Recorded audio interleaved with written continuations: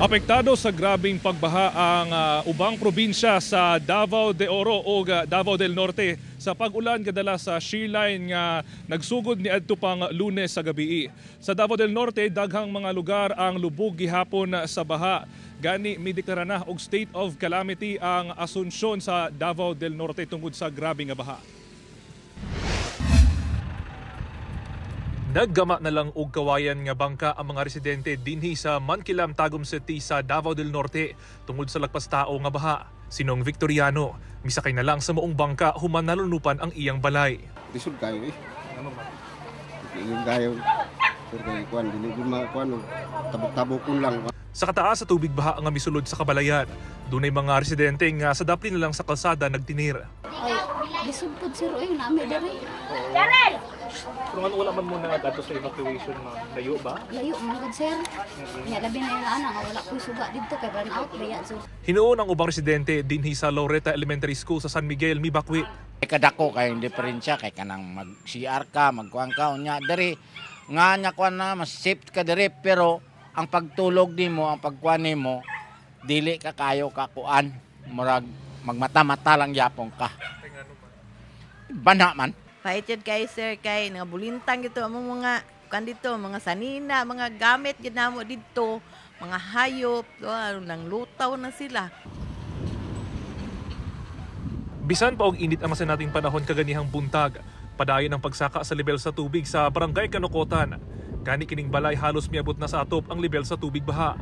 Karon lang matud pa kinina kasinati og ing-ani kataas nga baha sukad miigo ang bagyong Pablo ni atong 2012. Masol gyud sir oy kay lisod baya in town pud no kanay magbaha nya manghipos wayo sa among mga gamit na pud. Nagpatabang usab kining mga magbanay human nga natrap sulod sa ilang balay ang iyang manghod sukad pa pagsugod sa baha. Natrap in town sir. Amo untay ipa-rescue kay untay kaon. Oo, pila na ka oras ma'am? Ato pagsugod ani baha sir. Oh, ayos sila kagawas bagi. Ina na mo magbakwit na, wa magud sila nagbakwit na yun sir.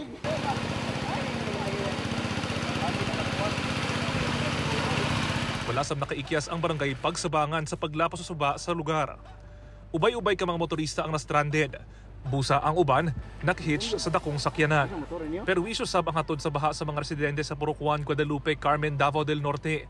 Uman milapaw ang tubig sa sapa. Lisod kayo kay di may makagawas niya ang sapa ang panginabuhian sa sulod. Tanggong yun. Sa pinakauling tala sa PDRMO Davao del Norte, kapin 16,000 ka magbanay sa tibuok probinsya ang apektado sa baha. Nanatay more than 16,000 families affected sa tibuok Davao del Norte. So from 10 municipalities I think. Mas paspas ang tubig po karon kay mas ikan sa after pababa na gyud siya sa downstream. Nya ang ulan po is dili lang ikan diri but ikan sa mga headwaters o mga taas nga dapit, especially parts sa Bukidnon and also parts sa Agusan. Samtang gipilawom na sa state of calamity ang lungsod sa Asunsyon sa Davao del Norte. Sa pakiginabi sa Super Radio Davao, gikumpirma ni Asunsyon Mayor Eufrasio Dayaday nga miabot na sa 6 ka barangay sa lungsod ang labing naapektuhan sa baha o dulan 5,700 ka pamilya ang gipahiklin.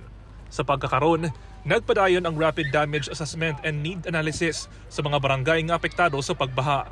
Sa Compostela, Davao de Oro, ubay-ubay ka mga residente ang na-stranded sa kalsada Martes sa gabi tungod sa kataas sa tubig baha. Palisuray ang pagtabok sa mga ambulansya nga dunay kargang pasyente. Busag ipasakay usa ang mga pasyente sa Army truck sa 10th Infantry Division Philippine Army aron makatabok. Sumala sa PDRMO Davao de Oro, anaa sa 1,066 ka magbanay ang apektado sa pagbaha. Hinuon sa karon, aduna na lang pipila ka mga lugar sa probinsya ang nakasinati og mga pagbaha. Sa Caraga, Davao Oriental, nagpabiling gihapong isolated ang pipila ka mga sityo human nga nahugmak ang kabahin sa San Pedro Bridge. Sa karon, target sa LGU nga maghimo og road rehabilitation aron temporaryo nga ma-access og matabangan ang mga na-isolate nga sityo.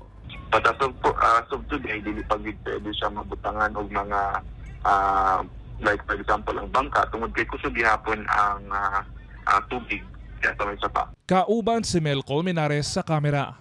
Ako si Kent Abrigana para sa At Home with GMA Regional TV.